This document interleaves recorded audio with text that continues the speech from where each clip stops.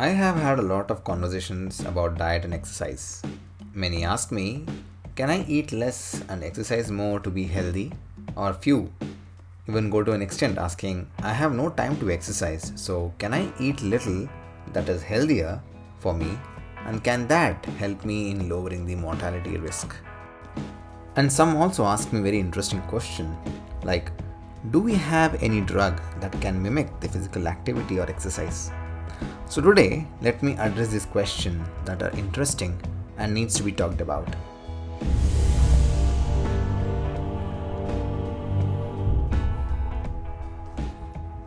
There are many scientific attempts to understand whether exercise or a healthy diet is more important for longevity. One such research has seen that people who engage in a high level of physical activity and eat a high quality diet have a lower mortality rate when compared to those who believe that they can exercise away with a poor dietary choices. Since you guys are here with us for a long time, we all know what a healthy diet is. If not, subscribing and looking at those videos would be a healthy option as well. But anyway, the ideal option is roughly 4.5 cups of vegetables or fruits per day, 2 servings of fish or high protein servings to all my vegetarians out there, and no processed meat or less than or 5 times less meat of red meat per week. And how do we consider a good exercise pattern? Let me divide exercise into 3 groups. One is the minimal activity such as walking at a normal pace for every day as minimum as 15 minutes. Moderate to vigorous physical activity, which is like carrying a bag full of vegetables for 15 to 30 minutes or washing a car for 45 minutes. Vigorous intensive activity is running for 40 minutes.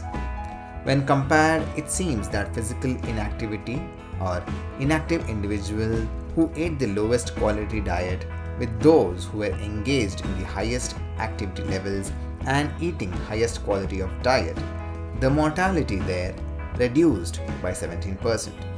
There was also reduced in mortality risk of cardiovascular diseases by 19% and cancer by 27%.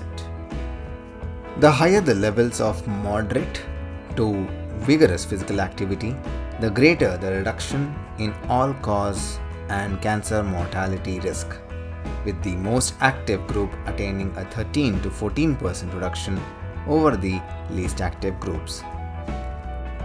When it comes to vigorous physical activity, there is definitely a good improvement in cardiovascular mortality risk.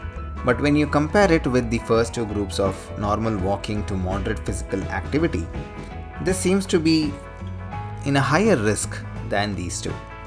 It could be because the vigorous physical activity may lead to more physiological adaptation and will require more insulin sensitizing, thus increasing the anti-inflammatory effects than the other groups of physical activity. This may explain why a stronger association of vigorous physical activity are particularly pronounced for cardiovascular mortality. Too much, too fast, or too heavy of intensive, both in aerobic and anaerobic exercises, can lead to negative side effects.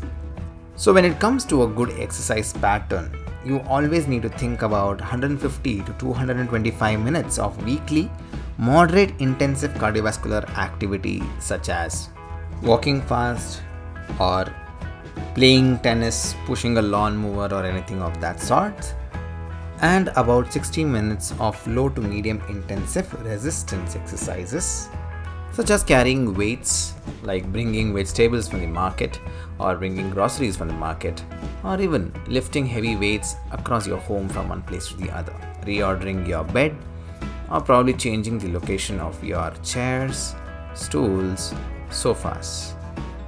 So, for your diet to be truly healthy, it needs to be long lasting.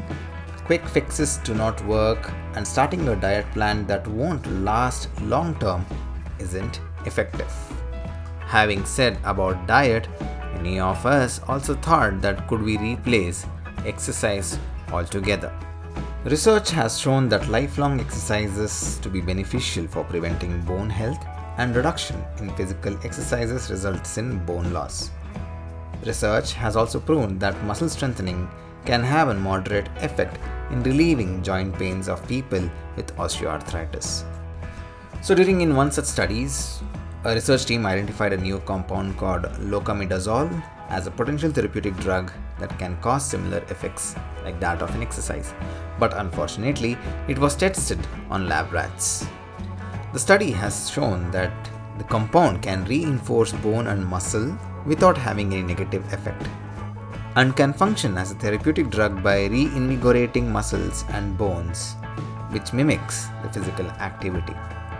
This might act as a very good elixir for all our physical problems, but definitely it's not an elixir for all our mental tiredness. We need to have physical activity for at least getting in good shape mentally. So having said that, make sure you tie your shoelaces tight, go for some few quick rounds of jogging and walking. Until next time, see you more healthy and mindfully fit. Till then, take care.